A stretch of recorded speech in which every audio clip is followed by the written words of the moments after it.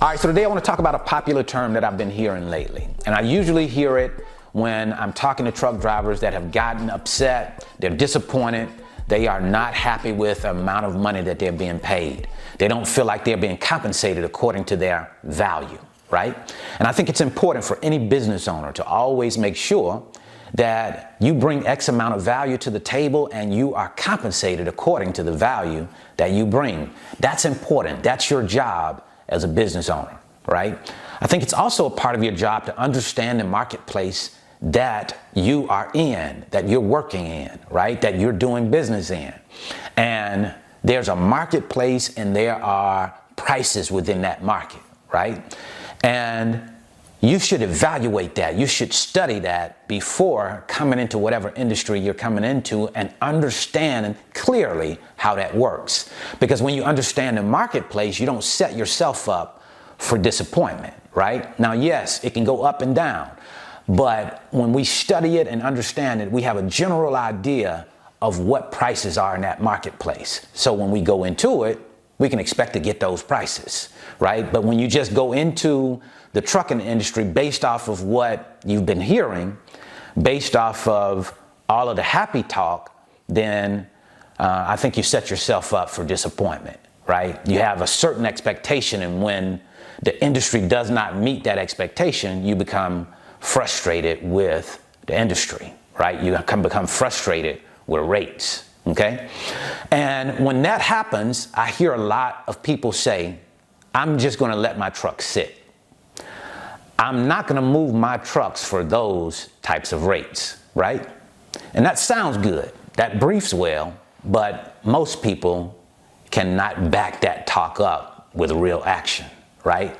Because if you're in the trucking industry, you came into the industry to work, to get paid, right? And if you're not working, you're not getting paid, who's going to pay for the truck, right? How long can you afford to sit the truck? And to what end? What are you sitting the truck to? What are you sitting it for? What are you looking to accomplish by sitting it, I should say, right? Now, if you're sitting the truck because you think you sitting your one truck, your 6 trucks, your 10 trucks, your 20 trucks will impact rates, I think you're sitting it for the wrong reason. I don't think that you are going to impact rates because you sit 1 truck or 20 trucks, right? There are over 350,000 owner-operators in America, right? And that's just owner-operators. So there's a big pool of competition out there, right? And competition drives prices, right?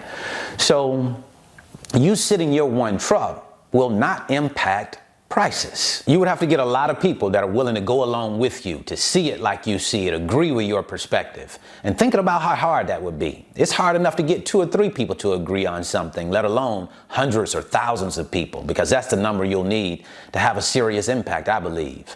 Think about how fragmented the trucking industry is, how easy it is to come into it, how many people are in it, everybody having their own way of seeing things, having their own agendas.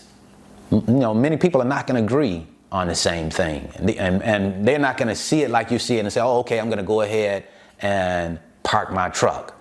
They may be paying for trucks. You might not have financing on your truck, but you still have the operational expenses of a business. So you're still paying for something. If your truck is sitting, you're not making money. You're going deeper in the hole. So I don't think that sitting a truck will work. It's not going to work for a lot of people, that is for certain, you know, so I don't think you're going to get enough agreement around that particular topic to make any meaningful impact or difference on the marketplace, right? I think it would do you much better to do a study of the marketplace, understand what you're getting yourself into before you do it. That way you don't set yourself up for failure. That's what I wanted to share with you today. Certainly hope this information has been helpful. It's always a decision that I think you should heavily evaluate getting into the trucking business. If you are a freight broker and you're entertaining the idea of getting assets, I don't think that's something that you just do and say, oh, I'm a freight broker and I'm just going to get trucks because that seems to be the next step.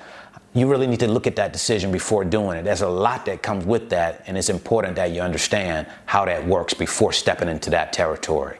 Have a great day. Have a great rest of your week. If you're interested in learning more about the freight broker business, I'll leave a free link in the description. It's my 5-video series, and I titled it How the Load Movement Process Works. It gives you a chance to come into the office with me. You can watch over my shoulders. I move loads. I talk to shippers and carriers to give you an idea of how it works. Let you stand back and look and see how this thing works before you jump into it. And then if you're interested in learning more about how we go out and find the customers, the shippers that we work with, I'll leave a free video right here.